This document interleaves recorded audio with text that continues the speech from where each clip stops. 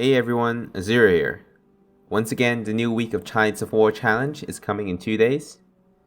This week we're going to get the Valentine Archer self-propelled anti-tank gun.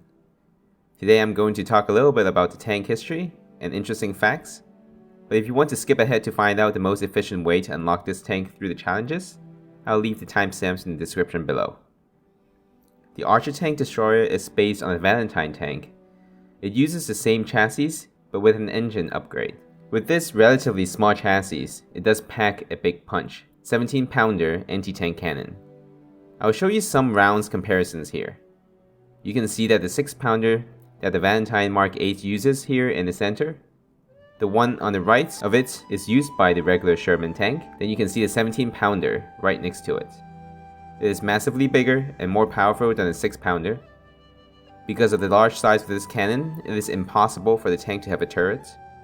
It is mounted in an open-topped armored box, facing backwards to keep the size small. An interesting side note is that the same cannon is also mounted on the Sherman Firefly tank. Back to the Archer. It is also interesting that the tank cannot move while firing, because the gun breech will recoil into the driver's position.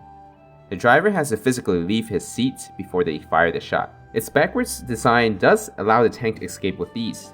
It will be interesting to see how DICE will balance this tank. Judging from the trailer here, it appears that the tank is capable of firing while moving. But the unanswered question would be whether the drivers are susceptible to explosives or bullets because of its open-top design.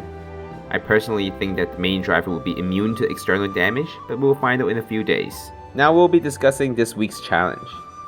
There are 3 main progression paths that you can follow. I will show you the challenges here.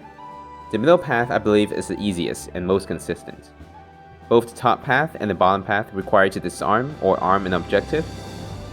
This may be a little challenging for many players because only a small number of players can interact with those objectives at a time. Once again, I do think the center path is easiest. I've highlighted the objectives here. You need to kill an enemy within 15 meters. Then you need to spot enemies using the spotting flare in 1 life.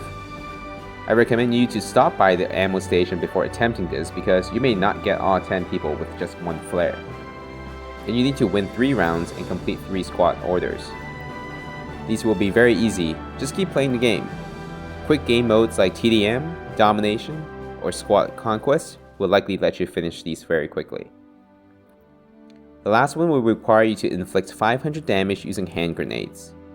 I think impact grenades will likely be more consistent, but feel free to use any grenades of your choice.